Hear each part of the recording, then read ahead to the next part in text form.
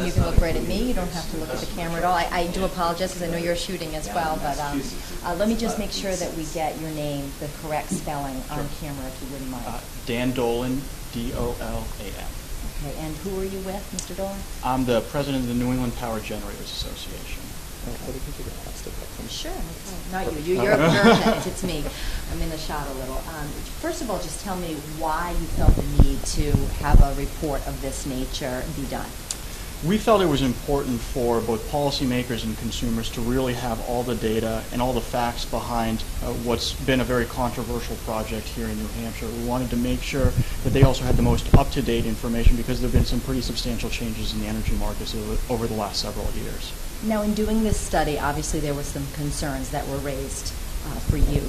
Kind of simplify that for me, why this should be concerning for consumers who are going to be paying these electric bills. Well, the bottom line is this always comes down to cost, right? Especially these days, it's a tough economic time. I think we're coming out of a recovery, but regardless, everybody's watching their dollars and cents. And one of the things that we found here is that the prices here in New England have actually become very competitive. They're at their lowest price in a decade. And when we look at the analysis of the assumptions that are being done for Northern Pass, the cost of just the transmission component are virtually offset by any potential revenue that would come on the energy side, which raises the question of where's that other revenue stream going to come from? Are they going to ask for a subsidy, either from a renewable perspective or some out-of-market, above-market contract? Those are the things that we're concerned about and we think consumers should know about. So do you feel that the cost is really going to end up falling on the shoulders of the consumer the way it stands right now? Costs always do. These things are things that are passed through on electric rates. We see it on our bills. It's important for us to understand what are the different components of it, whether it's on the generation, the transmission, or the distribution end. And you talked about a level playing field here. You don't feel right now that's going to be the case the way it stands, correct? Can you explain that? Sure, we're concerned about it, and certainly as an organization that represents companies that own power plants, we're pro-energy infrastructure. But one of the things that we are concerned about is somebody getting a leg up and skewing that marketplace, skewing that playing field for the generators here in the region for something out of the region. And one of the concerns about that is if we look at the financials of this, if we look at the underlying assumptions, if the revenues are just offset by the costs, where's that extra money going to come from? We just worry about another shoe dropping and some other subsidy being asked for and consumers having to bear that cost.